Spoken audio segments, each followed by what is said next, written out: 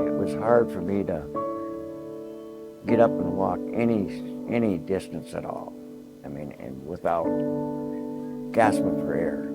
Nurse is calling me and saying, "Good morning.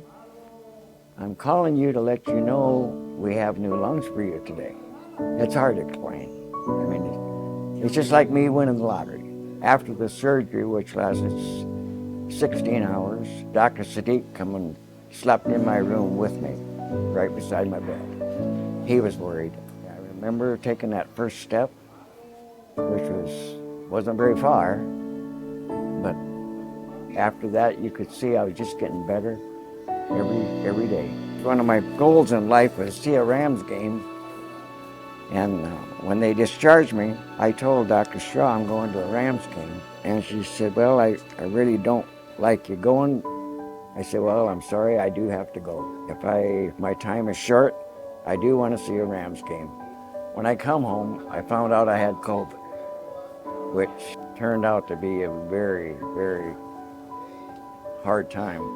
I didn't know if I was ever gonna make it through that.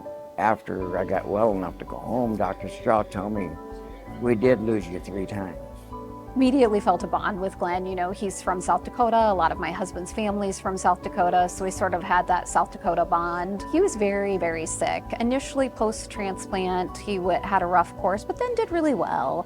And then when he got COVID, that was a really long, very difficult hospitalization. There were several times we weren't sure whether we were going to get him pulled through. Glen was one of the patients who was much sicker than some often are with COVID. He was very, very sick with COVID. He'd been in the COVID unit for a long time. You could see he was getting frustrated and kind of down in the dumps, and I don't blame him. He had been in this same room for months and months and months. And so that's when I just asked my daughter if she'd be willing to come in and just sing with him. My thought was it would give him something else to focus on, something else to think about.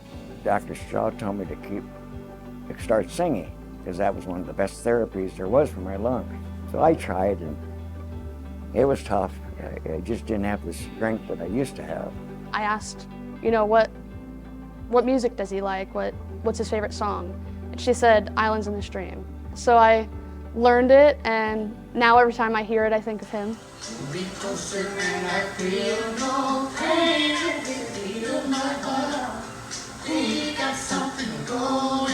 Jeez, Glen. I was a student music therapist, so I couldn't provide actual music therapy. I just was like, let's just have some fun with this. It was so much fun. And the thing that I noticed the most was just he got more confident the longer I was there, started singing louder, just seemed happier the longer we were singing together, and just more motivated. I think it was just as much fun for me as it was for everybody else. But yeah, it was so enjoyable that just that alone built me up, got me through that day anyway. I got to thinking, well, if we keep this up, maybe her and I will end up on AGT. He really took off after that.